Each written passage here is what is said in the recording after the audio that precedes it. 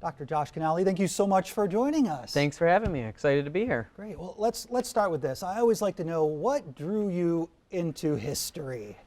So that's a tough question because I always loved history, like even as a little kid. And I can remember, and maybe like fourth grade or something, I was always interested in like the presidents and that kind of stuff. I'd buy those like books on like trivia.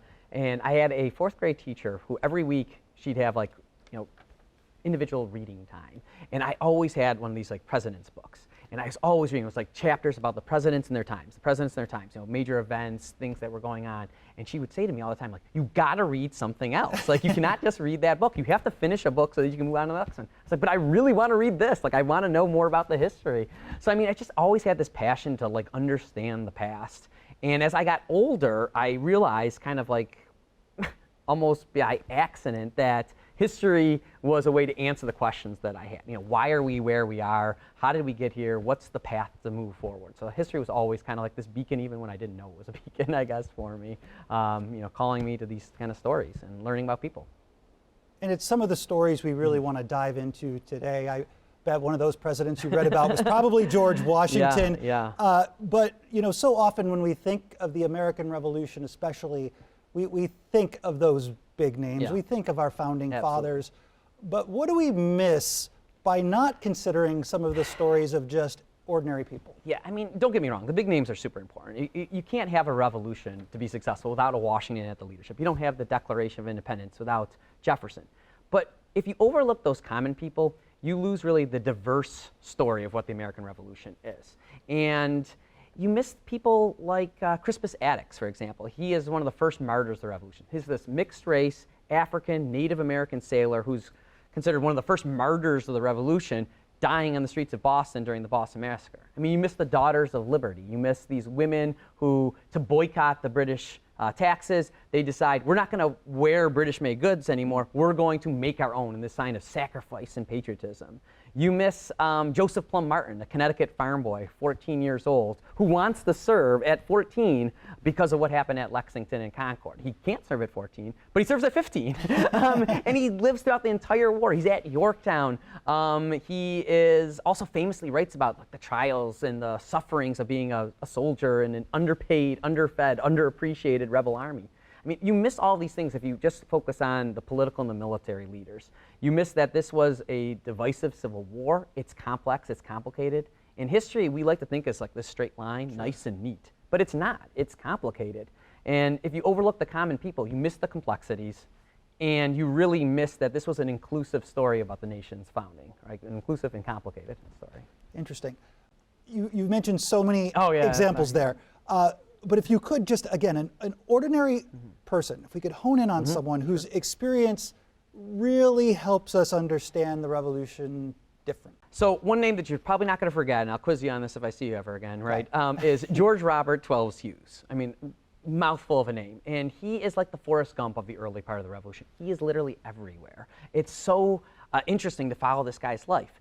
But before the Revolution even begins, 1763, he is a shoemaker in Boston, and he talks about this in his memoirs later in life. He's like in his 80s, and he dictates his memoirs.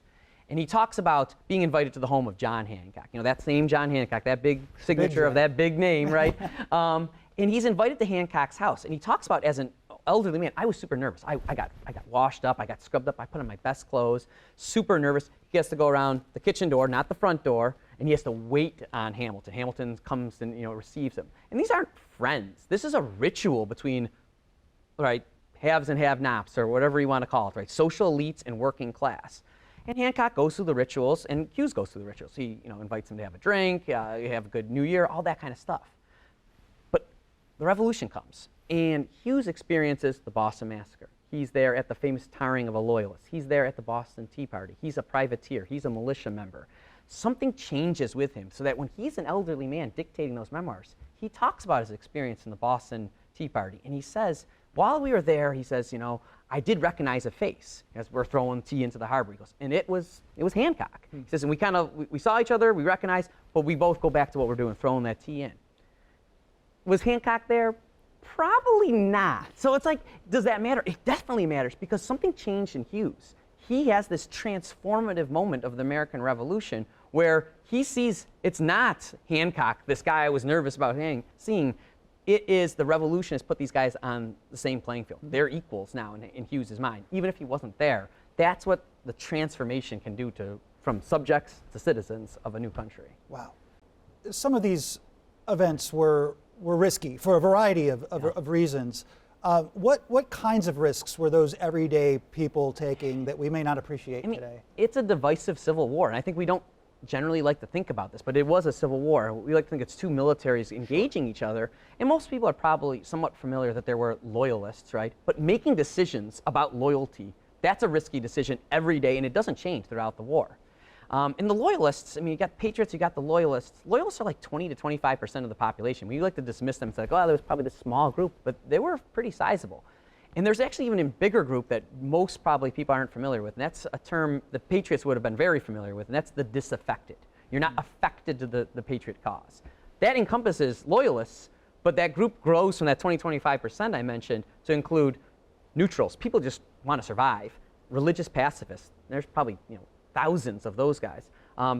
People who don't want to accept continental currency because it's probably not worth anything. It's paper money by a rebel government. People who don't put candles in their window to commemorate a major event.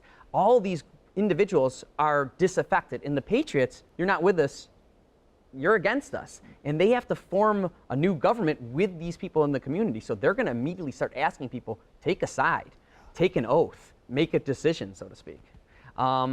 These committees, they use a lot of coercive tactics. They monitor movement, they open mail, they imprison without a trial. So every decision is a risky decision during a civil war that's a revolution.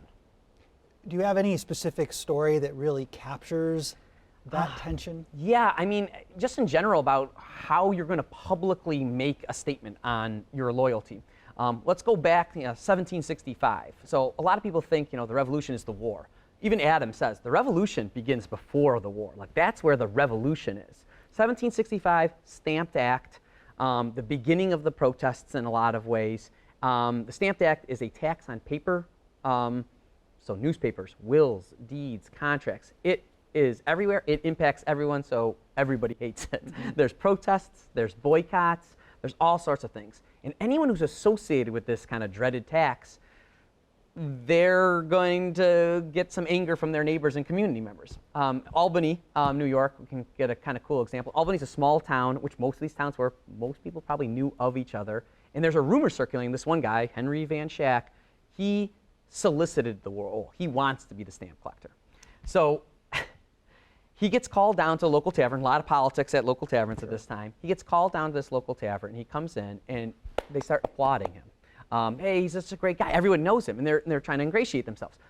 We just want to know, did you accept this role? Did you ask for this role? And he's like, nope. Great. They're like, absolutely, that's great. How about take an oath that you never will ask for that? And he's like, no, I'm not going to do that. And he leaves. He gets invited a second time. Come back to the tavern. I mean, if you're Van Schack, I mean, your fear level's raising up by the moment. And again, they say, the cheers, the claps, he's a great guy, but a little bit of like the boos, the hisses, the jeers, the criticism. And they say, again, take the oath. And again, he's like, no, I'm not going to do this. He leaves. He gets word that they're getting angrier. I mean, they're at a tavern, so they're probably drinking, right? And that violence could be an answer. So, I mean, what do you do if you're Henry Van Schack? I mean, who do you go to? Magistrates, local police, basically. He goes to these local police, and he's like, hey, I got the situation on my hands here. Can you help me? Absolutely. Just one thing. You can take that oath.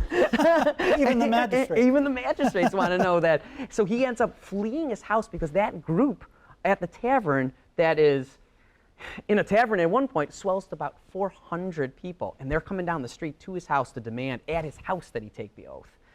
He gets word, because I mean apparently a 400-person crowd is not quiet. He hides out in the snow overnight to avoid them as they're throwing furniture through his windows. Next day he comes to town and is like, I'll take that oath, right? I mean, that's the tensions of revolutions, right? And making these types of decisions when a community knows who you are. What do these stories reveal about our founding that really still matter and resonate today? So the stories that still resonate today, I mean, I think, participation in politics. Like that's something that's so important. Then you can look at any primary sources, and there's people that are getting involved in politics. I mean, they're in boycotts. They're in, they're in discussions in taverns, they're in committees, they're in all sorts of places. They're volunteering, they're learning, they're participating. And in a lot of ways, it's kind of interesting. The Continental Congress, those big names again, they form what's called the Continental Association. And it's this ambitious plan in 1774 in response to the British laws passed to punish Boston for the Boston Tea Party. And their plan, these big names, the Adams, the Washingtons, the Patrick Henry, is we're going to have a continental-wide boycott. No importing British goods, no consuming British goods, no exporting until these laws are taken off. The thing is, the Continental Congress, we forget a lot of times, is they're a recommending body, and a legal recommending body. They have no power, they have no authority. They're sending these guys back to their home colonies like, hopefully we'll do these things. So they don't just have no authority, they also have no mechanism. And in this Continental Association, they've got all these suggestions. And the last one is they say, every town, every county, every village, form a committee to enact these policies. Go out there and do it. And in that moment, you have a democratization of this revolution where 7,000 plus Americans who previously had almost no involvement in politics are now empowered to be political actors, to get involved. And they do some coercive things, like I said, don't get me wrong, but that idea of overnight that you can have a change in a society that can turn people from subjects to citizens is pretty profound, just because they're participating in politics. Amazing. Dr. Canale, thank you so much Thank for you. sharing your time and expertise with us. We really appreciate it. I appreciate it. Thank you for having me.